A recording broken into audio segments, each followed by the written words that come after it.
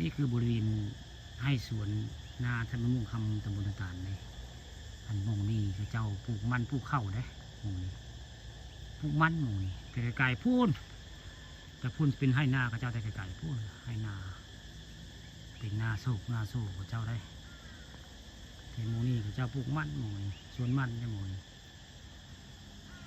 นาพาพึ่งมะม่วงคำตำบลต่างๆตัวหน้าก็เป็นผู้เงี้ยวและผู้ไก่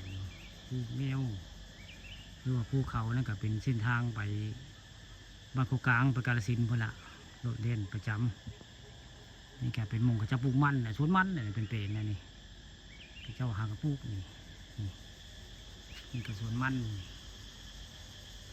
ตอนเช้ามื้อนี้ผู้ค้าได้มาหาดอกกระเจียวก็ได้มาถ่ายนางน้อยไก่ได้ไปบริไก่ได้นี่ไก่ได้ถ่ายไปนี่บริไก่ได้อันนี้ก็มากอันนี้มะกะเต้อยู่หน้าผานี่มะกะเต้บ้านเฮาตะกี้เคยลินมะกะเต้ได้ผู้ค้าตัวน้อยๆนี่มะกะเต้อันนี้อยู่หน้าผาเพิ่งบำรุงคำตำบลนาตาลนี่เขาว่านาโซท่านม่วงระบงในบริเวณหน้าผาเพิ่งตอนเช้าวันนี้ผู้ค้ามาบรรยายเรื่องให้หน้าข้าเจ้าแล้วก็ทิวทัศน์สวยงามหมู่นี่แมงกีตาควายก็ต้องผู้จบตาใช่แมงมายามนี่ลายได้แมงกีตาควายมันนั่งถ่ายนี่โอ้มันตรงตามันจะเป็นอื่นมันตรงตาแมงอันนี้เรื่องนึงใดเขาแมงกีนักเหมือนกันแมงกีนักตรงตาแล้วนี่แหละอันสวนมันไทยมุ่งไปมุ่งคำเลยจะปลูกในสวนมัน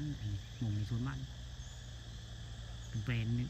ปลูกนี่คือสวนมันได้หมู่นี้สวนมัน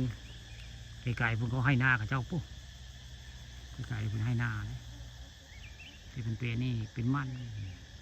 นี่ก็แม่นสวนมันเป็นเดินเจ้าปลูกมันอะไรออกแล้วเดี๋ยวเบิ่งออกแล้วเดี๋ยวสวนมันทำมุ่งคำตำบลตาลนั่นตอนเช้าหักสายแล้วได้ผู้ค้ามาหาดอกกระเจียวก็เลยผ่านมานี่เลยมาถ่ายทิวทัศน์สวยงามบริเวณภูเขาบ้านมุงคำตำบลนาตาลได้งามได้เรียวแปลงใดกับมันเวิ้งว่างไว้ง่ายมันเวิ้งว่างผู้ค้ายืนท่าอยู่หน้าผา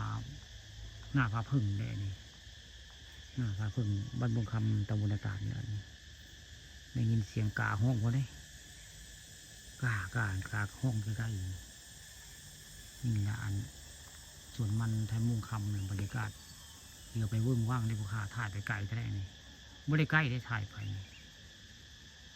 ไกลพอสมควรได้นี่แหละให้นาโศกบ้านมุงคำตำบลนาตาลนี่